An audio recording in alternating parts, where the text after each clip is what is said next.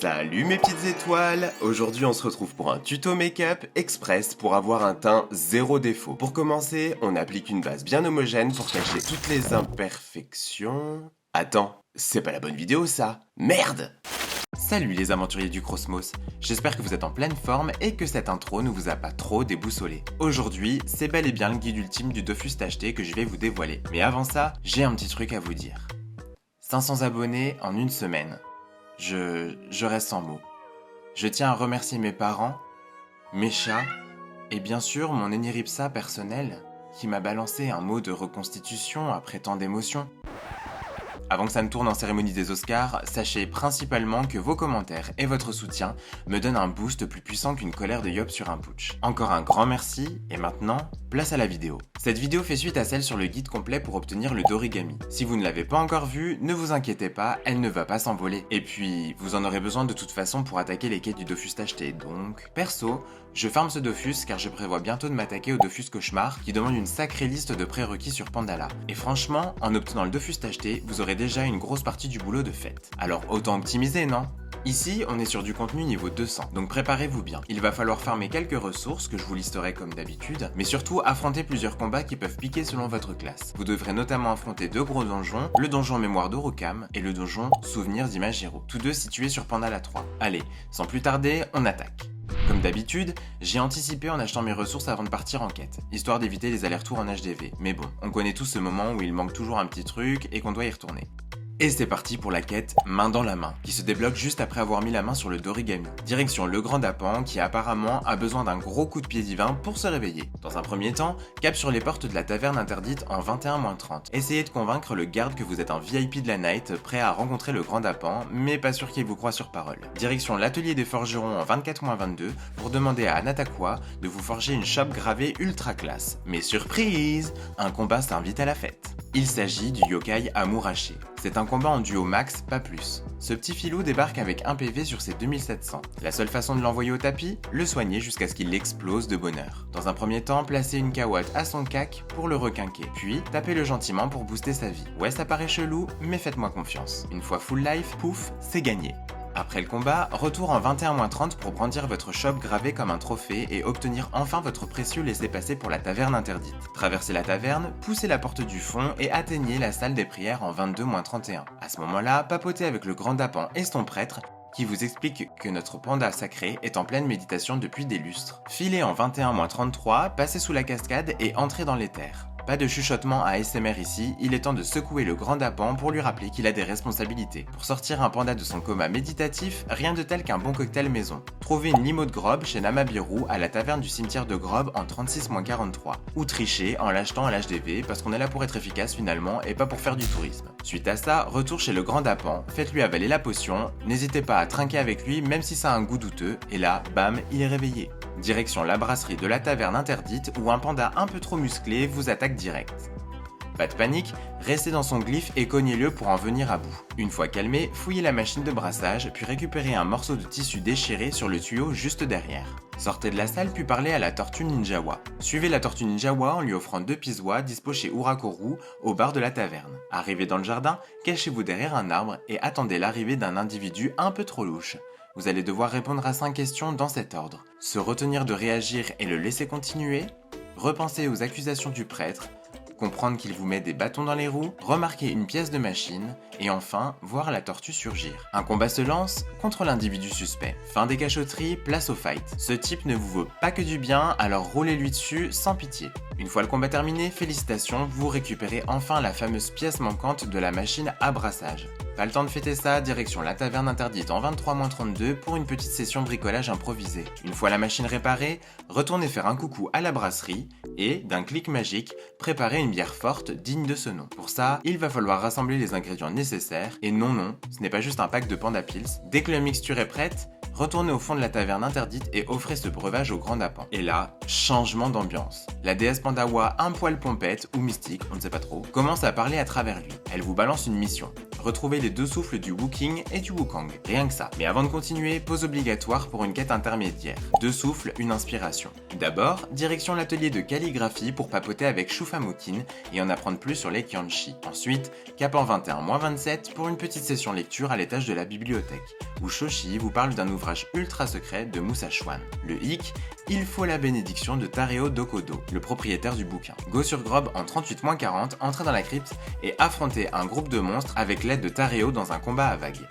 Petit conseil d'amis, un cac qui vole de la vie, ça peut faire la diff. Tapez aussi le Seeker de Seigneur avec Tareo, histoire d'éviter une mauvaise surprise avec le renvoi des dommages. Une fois le combat plié, reparlez à Tareo, puis foncez en 24-24 pour taper la Cosette avec Tanua Ping. Ce dernier vous oriente vers un vase antique orné de calligraphie mystérieuse. Pour avancer, il faudra régler un petit problème de Tsukomogami. Si vous aimez tout casser, vous pouvez foncer dans le tas et briser ses esprits en porcelaine. Mais si vous êtes plutôt team paix et amour, réalisez la mini-quête, dites-le avec des fleurs. Pour ma part, j'avais déjà bouclé cette mini-quête, ce qui m'a permis de zapper un combat franchement pénible. Le genre de fight qui te donne envie de balancer ta dragodinde dans une rivière. Si vous avez l'âme d'un bourrin destructeur de céramique, vous pouvez foncer dans le tas et réduire les pots en miettes façon déménagement expéditif. Sinon, prenez 2 minutes pour faire la quête annexe. Elle est rapide, pas chère, et elle peut vous épargner quelques litres de sueur virtuelle. Si vous partez sur la voie fleurie, filez en 23-29 pour parler à Fleurawa, l'apprenti fleuriste qui sent bon le printemps. Dites-lui que vous avez besoin d'une fleur pour amadouer les esprits de Terdala, puis retournez en 24-24 à l'entrepoterie et utilisez la campanule timide planquée dans votre inventaire de quête. Parlez de nouveau au vase antique pour déclencher le combat contre 3 ninjas version terreur kawaii. Et attention, ces 3 Totally Spice de l'enfer n'ont rien à envier au boss de Pandala. La shinobi implacable joue à la ninja téléportée. Elle se TP symétriquement à chaque coup reçu, se rend intaclable pendant un tour et offre 2 PM à ses copines. Elle cogne du 1200 neutre, 300 en agi avec du retrait PM et peut aussi balancer un sort feu au corps à corps. La shinobi déterminée, elle, échange sa position avec la vôtre à chaque baffe, se met indéplaçable pour un tour, file 25 de tacle à son crew et vous gratifie d'un bon vieux coup de flamme à courte portée. La shinobi endurcie, quant à elle, joue le rôle de maman poule, plus 10% de résistance pour elle, soin de 650 pour ses alliés, retraite PM et une claque feu au passage si vous vous approchez trop. Pour survivre à cette joyeuse foire au baf, je vous conseille vivement un corps à corps qui vole de la vie. Et pour ceux qui aiment la sécurité, dégainez vos meilleurs Dofus, Dokoko, Ivoire ou même Émeraude si vous comptez jouer les gros sacs en restant au cac. C'est pas du luxe. Une fois cette étape franchie, récupérez les symboles de Wooking et du Wukong et filez à l'atelier de calligraphie en 23-32 pour impressionner Shufamukin. Puis direction le palais de bambou en 22-29 pour un débrief avec Demiya Ikomi sur les shinobi qui cherchent à vous refroidir. Dernière ligne droite, il est temps d'accéder au royaume d'encre et au royaume de papier. Pour cela, rendez-vous aux entrées respectives et préparez-vous à une petite session quiz avec Dao. Répondez bien en fonction de votre classe et tadam, bienvenue dans une autre dimension. Pour mettre la main sur le légendaire Yokyonzi de Wooking, il va falloir flatter les esprits de récolte avec une offrande digne d'un banquet céleste. Pour cela, dénichez une offrande aux esprits célestes, échangeable chez notre bon vieux Dao, planqué au sanctuaire en 15-31 ou en 20-40. Mais attention, il ne veut pas de vos vieilles fleurs séchées. Pétales de papier et pétales d'encre, c'est non. Ramenez plutôt 2 vraies ressources du royaume de papier ou d'encre. Comme on est dans le mood double dose, pensez à en prévoir 2. Une pour le Wookin, une pour le Wukong. Oui, ici on ne fait pas de jaloux. Ensuite, direction le mystérieux royaume d'encre en -1-5 et cliquez sur l'hôtel pour déposer votre offrande. Continuez vers -2-3 pour examiner le légendaire puits de feu noir. Celui-ci vous refile 6 doses de soif de Wookin que vous allez devoir apaiser. Remplissez sa petite panse avec 6 x 5 ressources récoltables du royaume d'encre ou de papier. Pichon d'encre, tulipe de papier, cristal pliable ou encore cristal liquide. Bref, faites vos courses. En gros, 30 ressources et hop, le puits est content. Le Yokyonzi du Wooking sort de l'ombre, l'air bougon mais apaisé. Mais à peine a-t-il pris une gorgée de paix qu'un message dramatique apparaît. Constatez que la protection de papier se déplie et dégainez votre arme. C'est l'heure du fight. Vous êtes face à un combat en solo avec vos 2 potes prêtés par la Damiya, les Yokyonzi protecteurs. Ça vous rappellera ce joyeux moment avec les Totally Spice de l'enfer. Sauf qu'ici, ils sont revenus avec leur cousin karatéka. Sortez un cac qui vole de la vie et mettez des baffes, tout en soutenant vos compagnons.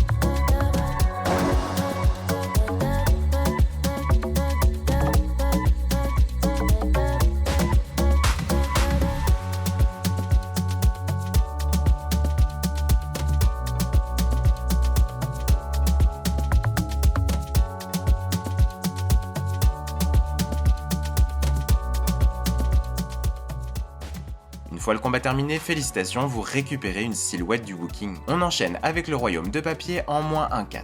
Même schéma, cliquez sur l'hôtel puis partez en 1-2, examinez le puits de feu blanc.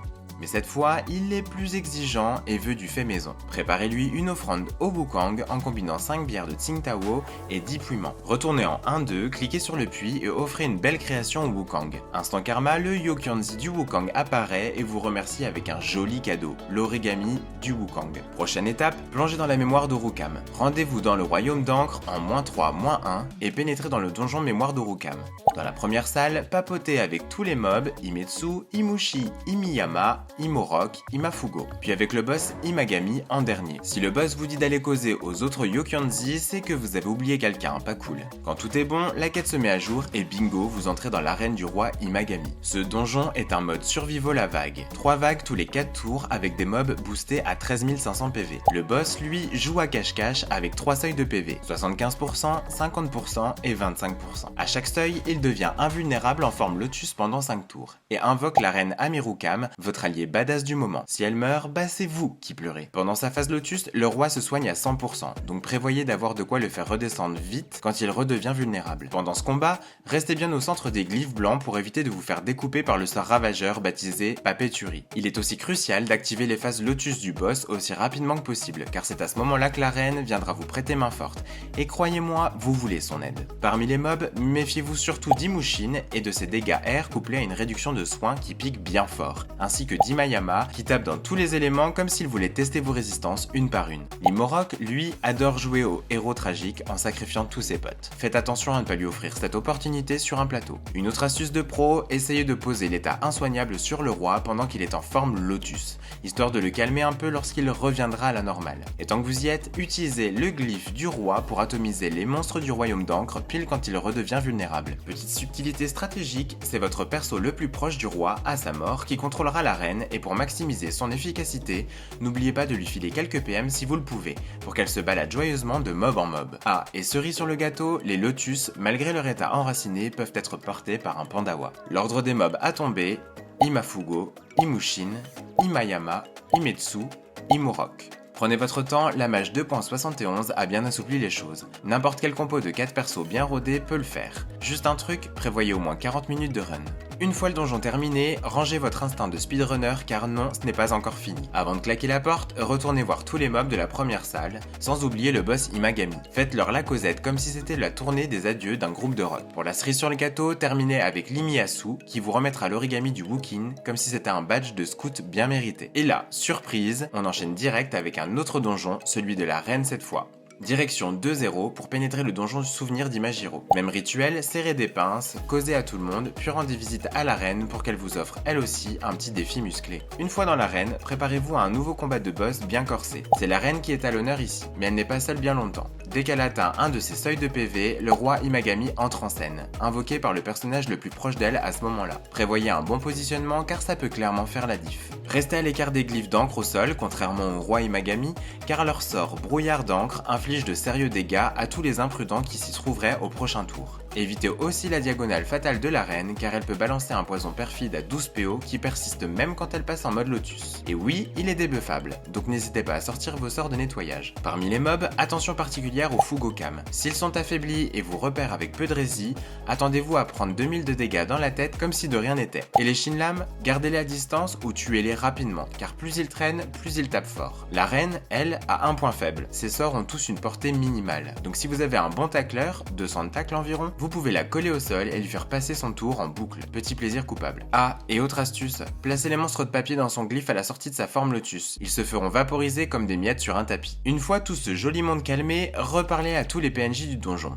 Encore, oui, encore. Puis concluez avec celui à Nam, qui vous remettra la silhouette de Wukong. Et là, vous les avez toutes. Les 3 formes de chaque Yanzi. Caractère, origami et silhouette de Wookiee et du Wukong. Vous pouvez maintenant passer au niveau supérieur. Allez rendre visite aux 2 dragons dans leurs tanières respectives pour valider votre trouvaille. Commencez avec Orokam dans sa caverne en -3-2, montrez-lui vos jolies formes et dites-lui que vous êtes à la recherche de son souffle sacré. Puis direction la caverne d'Imagiro en 2-3 pour lui faire le même topo. Maintenant que les dragons sont briefés, enfilez vos bottes de randonnée direction 0-0 au pied du mont noir et blanc. Et là, pas de pause, pas de blabla, un combat s'enclenche direct dès votre arrivée sur la map. Accrochez-vous.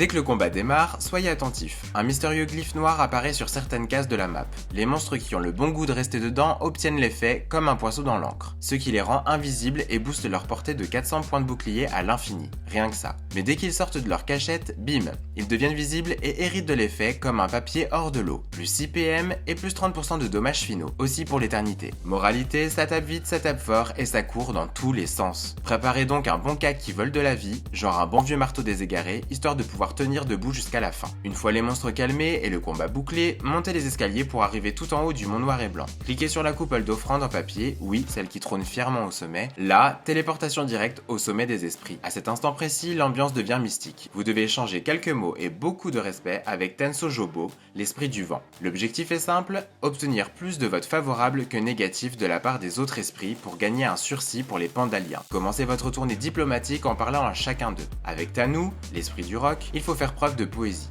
Répondez-lui que les artistes du monde des 12 ne sont que des mortels, mais que leurs œuvres leur survivront. Ça touche sa corde sensible et hop, vote favorable dans la poche. Wapishikami, l'esprit du bois, reste quant à lui un peu ronchon.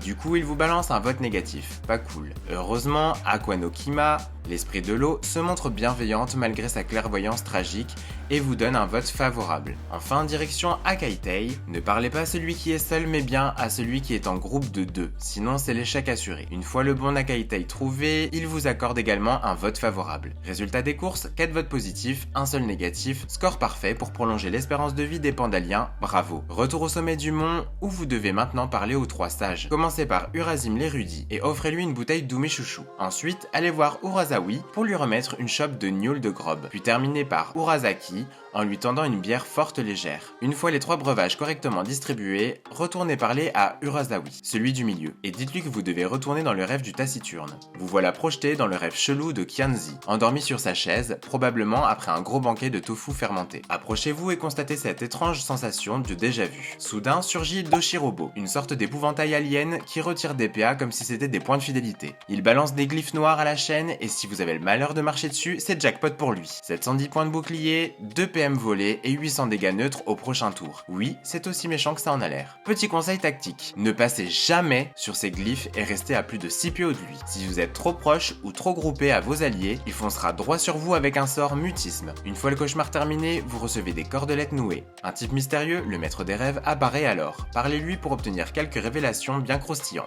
Quand vous êtes de retour sur la terre ferme, rendez-vous s'entraîner à l'atelier des calligraphies de la taverne interdite en 23-32, pour montrer fièrement vos cordelettes à Shufamukin. Ensuite, prenez la route du palais de bambou en 22-29 et retrouvez la Demiya Ikomi, qui comme à son habitude, vous colle un nouveau combat surprise. Cette fois contre un panda baraqué et vêtu d'une tenue aussi rouge que douteuse. Dans ce combat, inutile de cogner, survivez. Volez une panoplie tanky, oubliez les dofus offensifs et misez tout sur les résistances. Laissez Wulan faire le sale boulot pendant que vous placez les mobs pour qu'elle les extermine à votre place. Et n'oubliez pas de vous soigner grâce aux glyphes qui apparaissent au sol, c'est cadeau. Une fois la baston terminée, retournez parler à Demiya Ikomi pour vous assurer qu'elle va bien. Puis direction la salle des prières de la taverne interdite en 23-32 pour enfin discuter avec la déesse Pandawa par l'intermédiaire bien arrosé du Grand Napan. Après cette discussion spirituelle, haute en mousse avec la déesse Pandawa, tournez-vous vers Keltra. Et là, accrochez-vous bien, parce que madame trouve que vous n'en avez pas encore assez dans les pattes et vous balance une nouvelle quête comme un serveur qui ramène un dessert surprise après un festin de 12 plats. Et comme j'aimerais éviter que cette vidéo ne se transforme en série Netflix avec plusieurs saisons, on va faire ça en mode éclair, promis juré. Votre nouvelle mission démarre en beauté au comptoir de la taverne interdite en 23-32 auprès d'une prêtresse éméchée qui a visiblement abusé du Tsingtao. Direction le jardin de la taverne pour retrouver notre pote Zhang Zhang.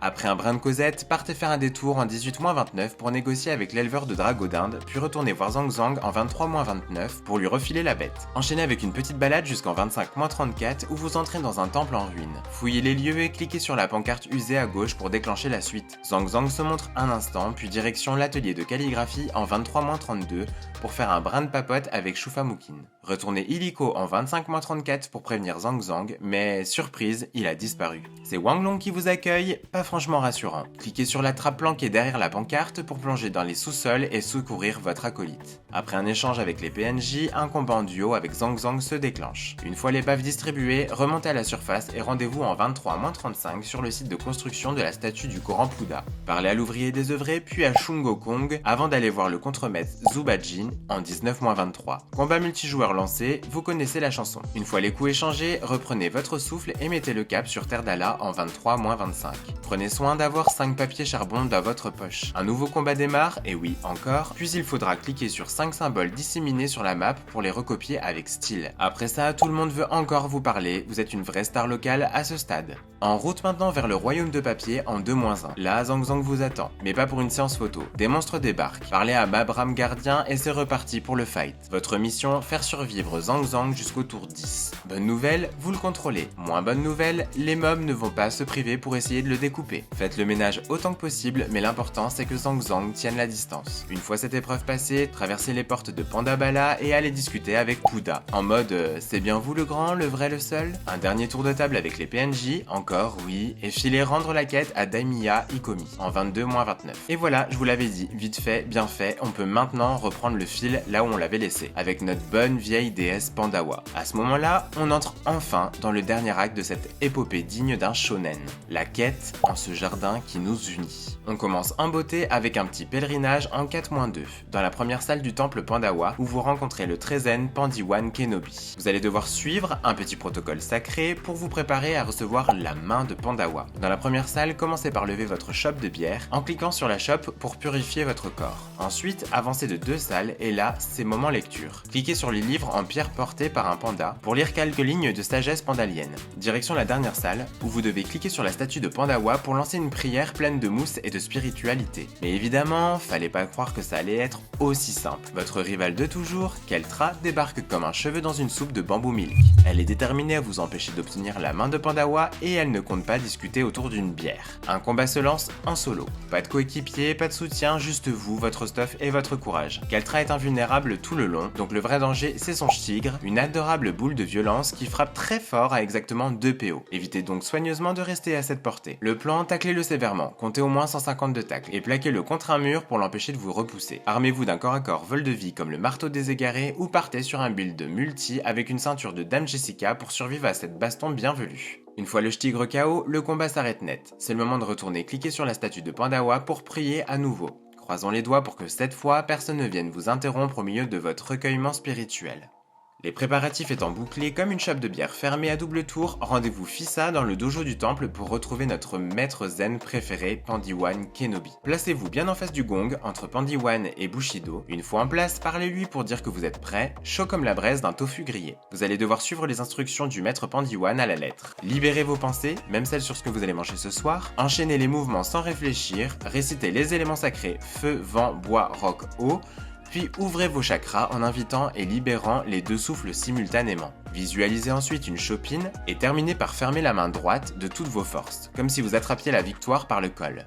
Résultat, c'est un succès, vous obtenez la main de Pandawa. Oui, rien que ça. Retournez sur Pandala et utilisez la main dans votre inventaire de quête. Et là, téléportation directe dans le jardin secret de Pandala, face à Imajiro et Orukam.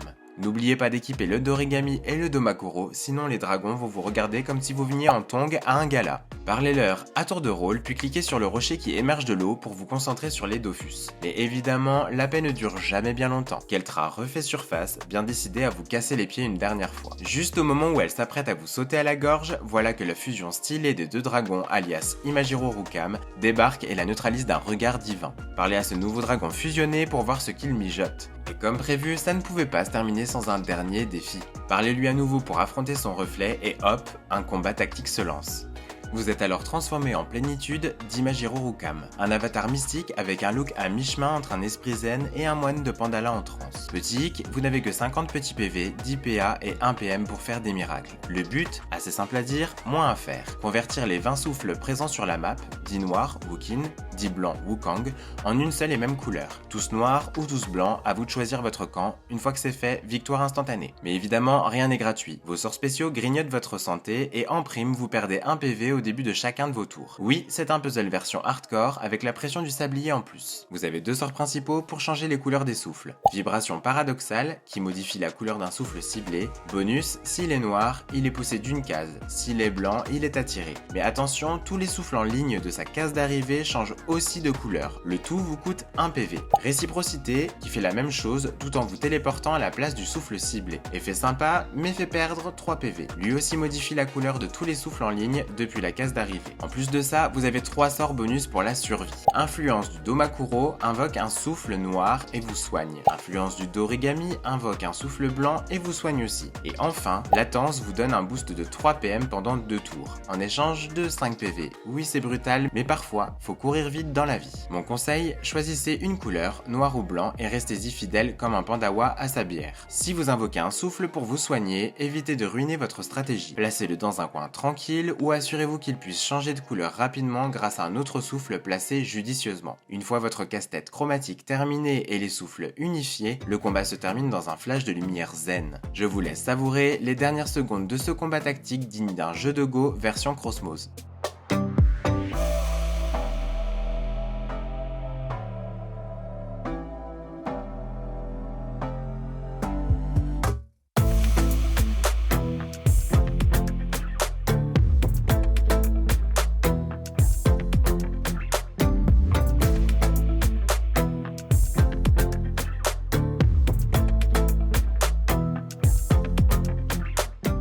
Quand le combat se termine, dans une explosion de stratégie, de sueur et de pure classe, allez taper la causette avec Imagiro Rukam. Grâce à votre maîtrise du placement, vos neurones en mode échauffement et avouons-le, quelques litres de potions de survie, vous avez réussi à réunir Orukam et Imagiro. Le dragon vous adresse ses remerciements éternels. Et aussi un regard qui dit « t'as géré mec ». Et là, moment solennel, musique douce, lumière tamisée, petite larme au coin de l'œil, la quête se termine. Vous obtenez le légendaire Dofus tacheté. Après toutes ces aventures, ces combats, ces énigmes et ce festival de noms plus complexe qu'un sort de Xelor boosté à la Red Bull, je pense pouvoir affirmer que je parle quasiment couramment chinois. Un grand merci aux devs pour ce crash course linguistique niveau expert. Alors oui, j'ai peut-être dit quelques conneries sous l'effet d'un ou deux breuvages fermentés de Pandala, mais tant que vous suivez les images à l'écran, tout devrait bien se passer. Plus sérieusement, un immense merci à vous tous. Vos retours sous ma dernière vidéo m'ont mis une patate intergalactique. C'est ce genre de soutien qui me motive à continuer, à vous proposer toujours plus de contenu, toujours plus quali et toujours plus débile, mais dans le bon sens. Si ce guide vous a permis de ne pas laisser votre perso en PLS dans un buisson de bambou, alors mission accomplie. Et si en plus j'ai réussi à vous faire marrer une ou deux fois, c'est double jackpot. Un like, un commentaire, un petit abonnement et une cloche activée, si le cœur vous en dit, tout ça c'est gratos, ça booste la chaîne et moi ça me met bien. On se retrouve très bientôt pour une prochaine vidéo avec toujours autant de passion, d'humour et très probablement encore plus de noms impossibles à prononcer. D'ici là, prenez soin de vous, farmez avec sagesse et que le Dofus tacheté vous éclaire tel un tofu divin au sommet du mont Pandala. Ciao!